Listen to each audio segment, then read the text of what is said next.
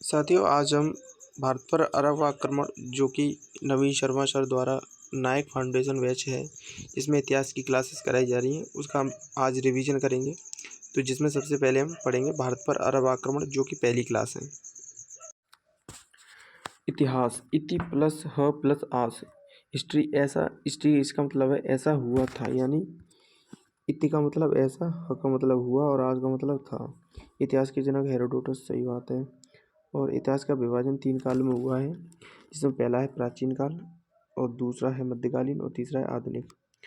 तो इसमें जो प्राचीन भारत है वो 1100 से 712 AD तक, मध्यकालीन भारत 712 से 707 AD तक, आधुनिक भारत 707 से 700 वो 1947 जो कि अभी जब हमारा देश आज़ाद हुआ था तब तक। इसमें 2 चीज़ और आती हैं भाई, कौन कौन सी हैं ये? बिफोर क्राइस्ट और AD मतलब एनो डोमिनी, ठीक है। इसके बाद एनो डोमिनी का मतलब होता है ईस्वी, बिफोर क्राइस्ट मतलब BC, यानी कि ईसा मसीह के पहले का जन्म से, जो ईसा मसीह का जब जन्म हुआ था उससे पहले का समय। धर्म, जो दुनिया में सबसे प्राचीन धर्म सनातन हिंदू धर्म था, जिसे हम आर्य धर्म भी कहते हैं। हिंदू धर्म और सनातन धर्म, सबसे पहले इसका नाम सनातन धर्म था। हिंदू धर्म का अपना पुराना नाम सनातन धर्म, आर्य धर्म, जिसे आर्य धर्म भी कहते थे। जो आर्य धर्म सनातन धर्म के नियम साधारण नियम थे। मूर्ति पूजा इसमें होती थी। आस्था इसमें किसमें थी? मूर्ति पूजा में। नियम इसके कोई नियम नहीं थे, कोई रूल्स नहीं थे इसके। जो वर्ल्ड में सबसे ज़्यादा जो धर्म संप्रदाय के लोग थे वो ईसाई धर्म के सबसे ज़्यादा थे, 31%, मुस्लिम धर्म के 23%, हिंदू धर्म के 15%, बौद्ध धर्म के 7%। ईसाई धर्म, जो ईसाई धर्म है वो बाइबल बुक में हमें मिलता है, पहली पुस्तक है जिसे निश्चित नियम बनाए गए हैं, जिसमें कैसे नियम, एक फिक्स्ड नियम है इस बुक में, बाइबल में, जो कि ईसाई धर्म की एक पवित्र पुस्तक है। और इस्लाम धर्म की बात करें तो 1400 वर्ष पहले जो कुरान है वो विशेष, इसमें भी विशेष नियम है, जैसे कि बाइबल में विशेष नियम है। तो इसके पैगंबर मोहम्मद का जन्म 570 AD में, इन्हीं जो पैगंबर मोहम्मद है इनको ही ये किताब गिफ्ट करी थी। और किसने गिफ्ट करी थी? जिब्रिल नामक देवदूत ने एक कुरान भेंट करी थी, जब 610 ईस्वी में हीरा नामक गुफा में इन्होंने तपस्या करी थी तब। और इनका जन्म की बात करें तो 570 AD में हुआ था। इस्लाम धर्म के ये प्रवर्तक थे। शुरुआत में इन्होंने इस्लाम धर्म को प्रचार प्रसार किया। 570 AD में इनका जन्म हुआ था। और ये कहाँ पर रहते थे? मक्का, सऊदी अरब मक्का में रहते थे ये, ठीक है। अब यहाँ पे अरब देश की बात आती है। अरब देश में ज़्यादातर रेगिस्तान होता था। प्राचीन समय में यहाँ कबीले रहते थे। प्रत्येक कबीले का एक देवता या फिर एक सरदार होता था।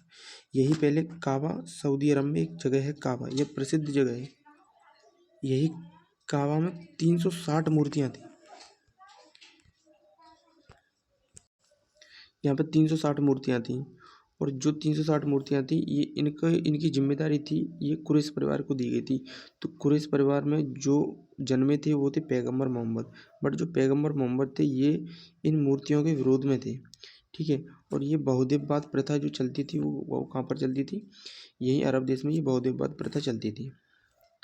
अब ये जो हमारे पैगंबर मोहम्मद हैं, उनका जन्म मैंने बता दिया। उनका जन्म 500 कब हुआ था? 570 AD में हुआ था। 570 AD में, जब इन्होंने 610 AD में इन्होंने एक गुफा थी उसमें इन्होंने जब तपस्या करी तो इन्हें 610 AD में ज्ञान प्राप्त हुआ। अब ये मक्का में रहते थे तो मक्का में इनका कर दिया विरोध, तो मक्का से ये चले गए मदीना, ठीक है। मदीना चले गए क्योंकि इनको विरोध कर दिया था। पैगंबर मोहम्मद की जो डेथ है वो 632 में हो गई थी।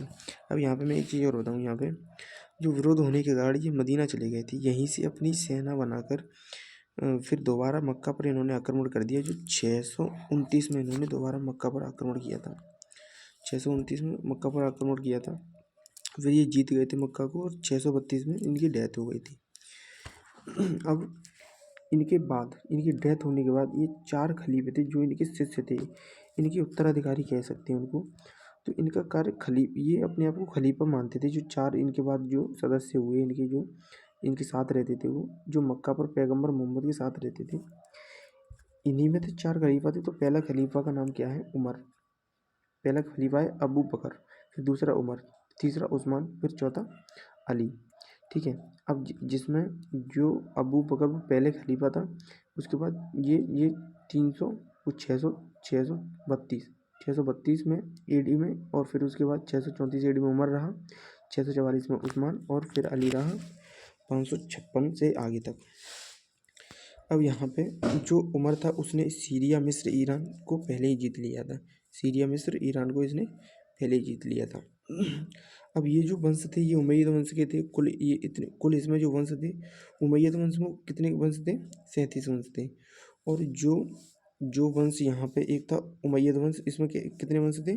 37 वंश थे। इससे पहले एक वंश था, नहीं उमैयद अब्बासी वंश है। अब्बासी वंश में कितने थे? 37 खलीफा थे। और जो उमैयद वंश थे उसमें कितने खलीफा थे?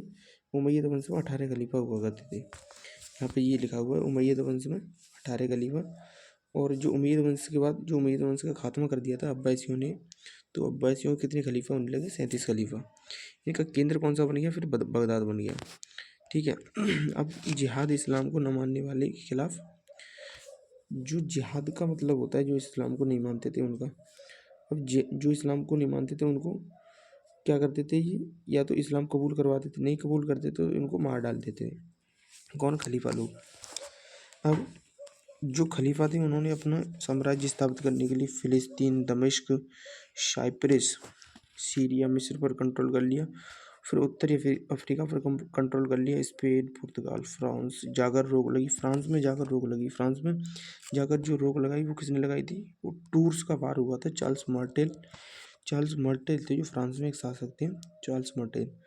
जब जब टूर्स का वॉर कहते हैं उसको, टूर्स का वॉर में उन्होंने लड़ा था तो वो जीत गए थे, फ्रांस के चार्ल्स मार्टेल। फिर भारत में इस्लाम व्यापार के लिए आए। भारत में जो इस्लाम व्यापार के लिए कौन आए थे? सिल्क रूट के द्वारा कौन आए थे? अरब आक्रमणकारी। तो सर्वप्रथम जो भारत में जो इस्लाम आया तो सर्वप्रथम व्यापार के लिए जो लोग आते थे तो मसाले, रेशम, अनाज और ये अपने भारत से ये लोग ले जाते थे। और भारत वाले को ये देते थे खजूर, जैतून, ऊँट। और 628 ईस्वी में भारत में पहली मस्जिद चीरामन जुमा मस्जिद बनाई। अब यहाँ पे इसकी मैं तुम्हें डिटेल बताऊँ तो भारत में पहली मस्जिद चीरामन जुमा मस्जिद केरल में जो बनी है वो चीरामन जुमा मस्जिद केरल में बनी है। ठीक है। भारत पर अरब आक्रमण इसके बाद हुआ। भारत पर अरब आक्रमण, जो चीरामन जुमा मस्जिद है इस जब बनवा दी तो उसके बाद अरब आक्रमण हुआ। तो अरब आक्रमण चचनामा बुक में मिलता है। और चच कौन थे? जो चच थे वो थे जो राजा दाहिर हैं, जो सिंध के राजा थे। राजा दाहिर के पिता का नाम है चच, तो उन्हीं के नाम पर चचनामा लिखी है। ठीक है, जो चचनामा लिखी है। और खलीफा का भारत के लिए आदेश, जब खलीफा ये बनी थी तो खलीफा का भारत के लिए एक ही आदेश था कि इस्लाम धर्म का प्रचार करो, धन लूटो और मंदिरों को तोड़ो और साम्राज्य को स्थापित करो। ये था खलीफा के मतलब आदेश थे। इस्लाम धर्म का प्रचार, धन लूटना, मंदिरों को तोड़ना, साम्राज्य को स्थापित करना। पहला आक्रमण जो किया था जो खलीफाओं ने वो कब किया था? 636 AD में मुंबई पर। यह असफल रहा। ठीक है। राय दायर के विरुद्ध किया था, लेकिन राय दायर उस समय बहुत तगड़ी शक्ति थे। जो चचनामा बुक है, इस बुक में ही अरब आक्रमण का वर्णन मिलता है। फिर इसके बाद इस समय भारत में हर्ष के बाद कोई राजा नहीं था। जो राजा थे वो छोटे छोटे राजा थे, तो वो बहुत काबिल नहीं थे लड़ने के लिए। तो हर्ष एक अच्छे राजा थे। फिर इतने बीच पहला जो आक्रमण था 636 AD में इन्होंने मुंबई में किया था। तो उमर सेकंड उस समय खलीफा थे। उमर सेकंड उसने किया था। उस समय जो हमारी तरफ से लड़ रहे थे वो थे राजा दाहिर, तो उन्होंने इस आक्रमण को फेल कर दिया। फिर इन्होंने कहा कि उन्हें कोई अच्छा मौका मिलेगा तब ये भारत पर आएंगे और आक्रमण करेंगे। अरब व्यापारी के साथ सिंध में लूट हो गई। फिर क्या हुआ? अरब व्यापारियों के साथ क्या हुआ? सिंध में लूट हो गई। तो जब सिंध में लूट हो गई तो मैसेज फैल गया कि श्रीलंका से जब जो जहाज आ रहा था, क्योंकि जो ये सिंध में लूट कैसे हुई? सिंध में लूट ऐसे हुई क्योंकि जो अरबवासी थे, खलीफा थे, उनके सैनिक थे, तो वो श्रीलंका से अपने जहाज को भर के ला रहे थे। हीरा, चांदी, सोना, जवाहरात और सुंदर स्त्रियों को भर के ला रहे थे। तो श्रीलंका का जो पुराना नाम है वो क्या है? श्रीलंका का पुराना नाम है सेरेंडेम बोलते थे उस समय। तो जो अरबवासी थे वो क्या बोलते थे? सेरेंडेम। तो वहाँ से सिंध से होकर के अरब की ओर ये जहाज जा रहा था। तो बीच में लुटेरे आ गए, तो उन लुटेरों ने जहाज को लूट लिया और इसका जो नाम रख दिया वो रख दिया राजा दाहिर पर, कि राजा दाहिर ने ये लूटा है जहाज, जबकि ऐसा नहीं था। तो इसी के विरुद्ध में राजा दाहिर पर इन्होंने आक्रमण किया था। कहते हैं कि सुंदर स्त्री थी इस जहाज में जो लूटा गया था। सिंध में जो कहा गया कि राजा दाहिर ने लूटी थी, ऐसा हुआ नहीं था एक्चुअल में। फिर राजा दाहिर गुस्सा हो गए और राजा दाहिर के पिताजी थे वो चच थे, इन्हीं के नाम पर चचनामा लिखी है। तो 711 में सिंध पर जो पहला आक्रमण था अबैदुल्ला ने किया था राजा दाहिर के खिलाफ, लेकिन राजा दाहिर ने इसको फेल कर दिया। दूसरा बुदेल ने किया था, इसको बुदेल ने भी, फिर वो बुदेल वाला भी फेल हो गया। फिर 712 ईडी में कासिम आया भाई। 712 ईडी में कौन आया? कासिम आया। 712 ईडी में जब कासिम आया तो कासिम ने हजाज का नारा दिया, और कासिम ने जब युद्ध किया खैबर दर्रे से, पहली बात तो ये भारत आया था, खैबर दर्रे से भारत आया था, और इन्होंने रावण के किले पर, जिसमें राय दायर से युद्ध हुआ था, रावण के किले पर, जिसमें राय दायर की मौत हो गई। और इसमें सबसे पहला जो 712 ईडी में इसने आक्रमण किया था, तो किया था खैबर दर्रे पर, और सॉरी खैबर दर्रे से तो भारत आया था। देवल पर पहला आक्रमण किया था, नीरून पर सेकंड आक्रमण किया था, शीशम पर थर्ड जाटों के विरुद्ध, ब्राह्मणवाद चौथा आक्रमण, यहाँ पे ब्राह्मणवाद चौथा आक्रमण, रावण किला ये लिखा हुआ है, रावण किला पर इसने आक्रमण किया था 20 जून 712 ईडी में। इसमें दाहिर की मृत्यु हो गई थी।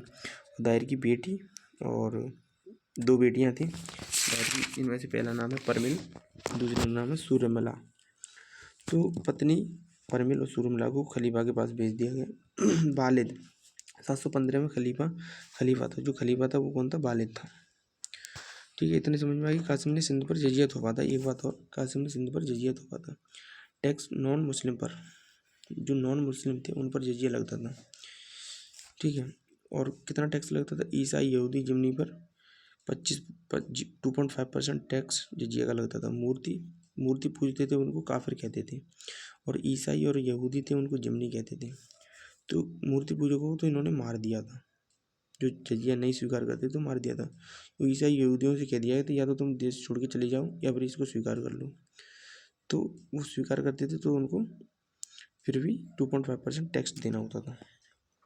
ठीक है, परिमला और सूर्यमला ये मैंने बताई थी, 2 बेटी थी, इनकी वाइफ थी लाडी, इनकी वाइफ का नाम था क्या? वाइफ का नाम था लाडी, और इनकी जो बेटी थी उनका नाम परिमला और सूर्यमला। ठीक है, अब जो रावल किले पर जो अटैक किया था 20 जून 712 ईडी में इन्होंने अटैक किया था। कितने पर? 20 जून 712 ईडी। इतना कंप्लीट। अब इसके बाद आते हैं, देखिए यहाँ पे जो ये जो एरिया है, ये वाला, ये जो एरिया है ये है इस एरिया से इस साइड पूर्व, और इस एरिया से पश्चिम। तो पश्चिम में जो पूजा करते थे लोग असुरों की पूजा करते थे, पूर्व में करते थे सुरों की पूजा, यानी कि देवताओं की पूजा। ठीक है, तो ये इटली वाला एरिया है, ईरान वाला एरिया, इससे इधर की साइड असुरों की पूजा, और इधर मूर्ति पूजा करते थे लोग उस टाइम पे।